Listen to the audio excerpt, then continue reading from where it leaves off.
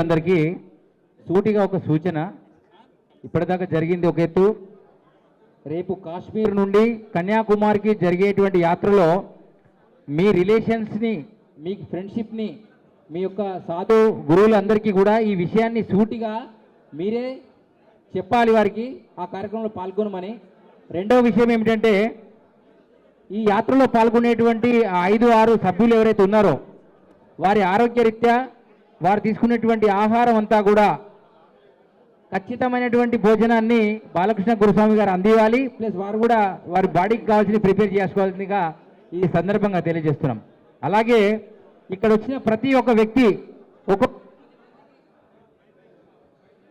ఒక్కొక్కరు 10 మందికి తెలియజేసిన రేపు 20వ తారీఖు నాడు వీరిని మనం కాశ్మీర్కు పంపేటువంటి రోజు కాశ్మీర్కి వెళ్ళినట్టు సమానంగా మనం గుర్తుపట్టాలి ఈ సందర్భంగా.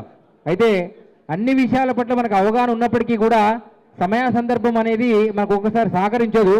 కానీ 10 మందికి చెప్పడం వల్ల అందులో 5 మంది ఆ రోజు అటెండ్ అయినా హైదరాబాద్లోనే మనకి ఇంత జనాభా ఉంటే రేపు కాశ్మీర్లో ఇంకా అత్యధిక జనాభా వచ్చేటువంటి అవకాశం వీరికి దొరుకుతుంది. కనుక ఆ గోమాత యొక్క కృపా కటాక్షాలు బాలకృష్ణ గురుస్వామి మరియు భారతదేశం పైన ఉండాలని కాంక్షిస్తూ, అలాగే ఈ గణేష్ ఉత్సవ సమితిలలో మీకు దగ్గరటువంటి వినాయక చవితి దగ్గర కూడా ఈ విషయాలను మీరు అందరూ తెలియజేయాలి ఈ రోజు నుంచి ఈ 4 రోజులలో అని మేము మనవి చేసుకుంటూ